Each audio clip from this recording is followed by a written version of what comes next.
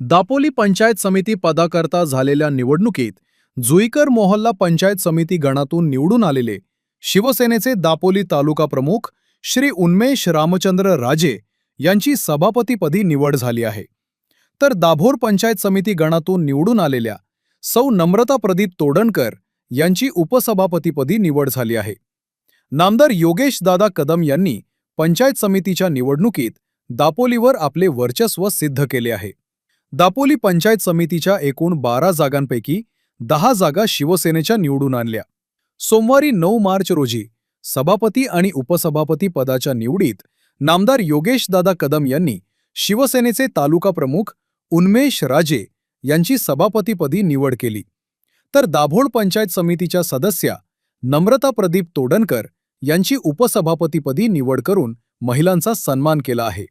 दापोलीचे उपविभागीय अधिकारी डॉक्टर विजयकुमार सूर्यवंशी यांच्या अध्यक्षतेखाली दापोली पंचायत समितीच्या छत्रपती शिवाजी महाराज सभागृहात सभापती आणि उपसभापती पदाच्या निवडणुकीची प्रक्रिया पार पडली.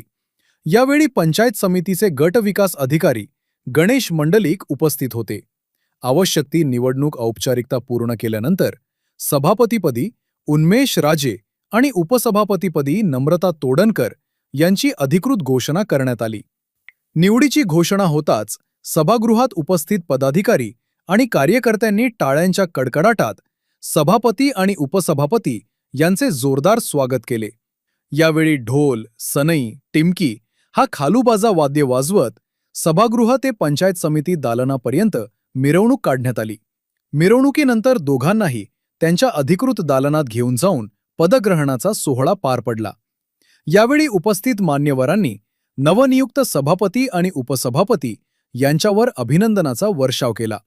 दापोली तालुक्यातील साकुर्डे गावचे सुपुत्र असलेले श्री उन्मेष रामचंद्र राजे हे गेली 35 वर्षे शिवसेनेचे काम करीत आहेत.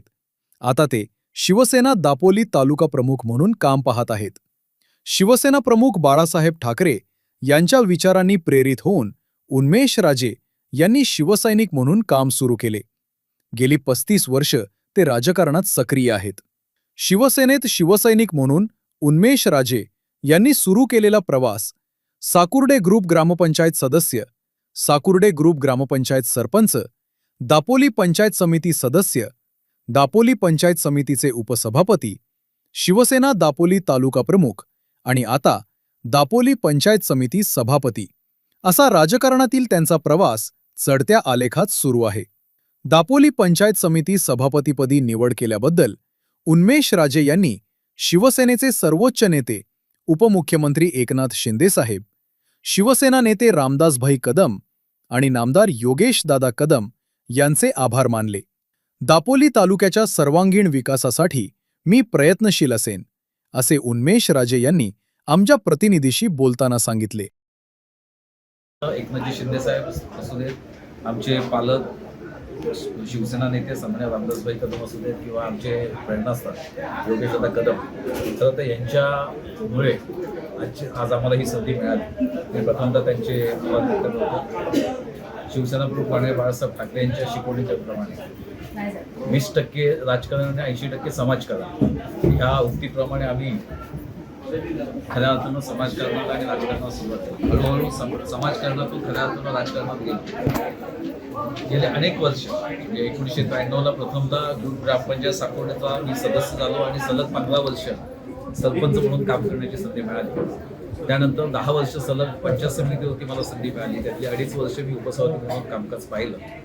परंतु खरं तर आम्ही म्हणायला हरकत नाही की 35 वर्ष जवळजवळ आम्ही समाजकारण म्हणजे ग्रामपंचायत ते पंचायत समिती, परंतु खऱ्या अर्थानं ओसाडेगावचे पाटीलच होतो असं म्हणायला हरकत नाही. परंतु आज आम्हाला आनंद वाटतोय की आज आम्ही पुन्हा एकदा पंचायत समितीवरती निवडून आलेलो आहोत. आम्ही 10 सदस्य आणि आमचे एक 11वी सदस्य असे एकूण 11 सदस्य, जिल्हा परिषद 6 सदस्य.